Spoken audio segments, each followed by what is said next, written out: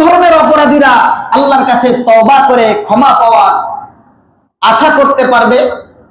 তো আল্লাহ কোরআনে কারীমের মধ্যে নিজে ইরশাদ করেন, কুল ইয়া ইবাদিয়াল্লাযীনা আসরাফু আলা আনফুসিহিম, হে রাসূল আপনি আমার ওই সমস্ত বান্দাদেরকে বলে দেন যারা পৃথিবীতে অপরাধ করতে করতে একেবারে সীমা লঙ্ঘন করে ফেলেছে, আলা আনফুসিহিম, নিজেদের উপর সীমা লঙ্ঘন করেছে, সব ধরনের অপরাধ করেছে, সব ধরনের।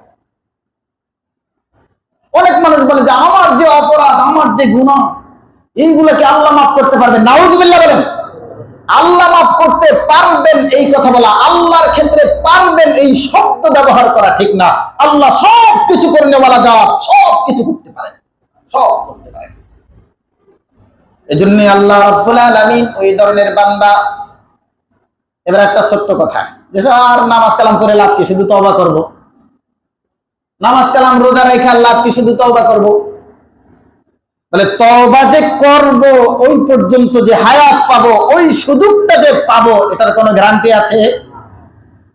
এজন্য ভালো কাজ করতে হবে। ভালো কাজ করতে করতে ভুল হয়ে গেলে তা আল্লাহর কাছে বলা যাবে, পেশ করা যাবে। কিন্তু অপরাধ করার পর যে ওই আশায় যে আমি তওবা করে নিব, এই আশায় যদি কেউ অপরাধ করে, তওবা করার যদি সুযোগ না পায়, আল্লাহ রাব্বুল আলামিন বলেন, কুল ইয়া ইবাদিয়াল্লাযীনা আসরাফু আলা আনফুসিহিম। এজন্য তওবা কবে করব বলেন তো? এখন। বলেন কখন? কখন? এখন। এর পরে যে আমার হায়াত, পরের সেকেন্ডে যে আমি বাঁচবো, এমন কোন নিশ্চয়তা আছে?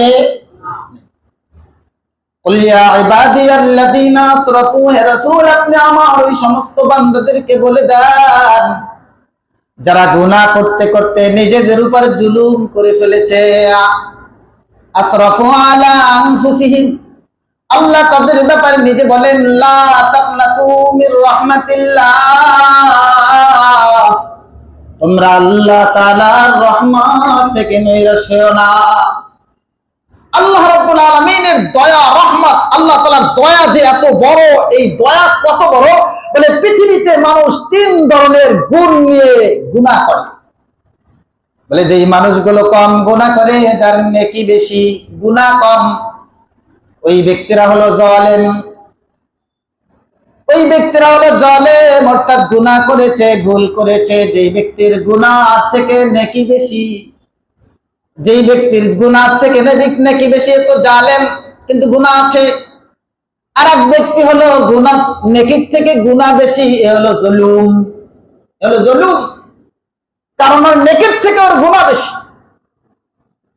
আর এক ব্যক্তি হলো যার কোনো নেকি নাই, শুধু গুনাহ আছে। কি আছে বলেন?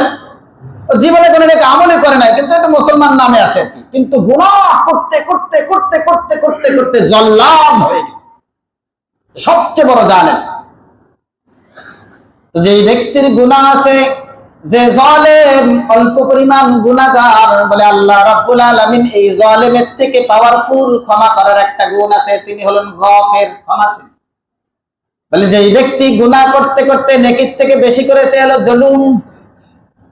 ওই ব্যক্তির এই গুনাহ থেকে পাওয়ারফুল ক্ষমা করার জন্য আল্লাহর আর একটা গুণ আছে, তিনি গফুর। তিনি কি বলেন? গফুর।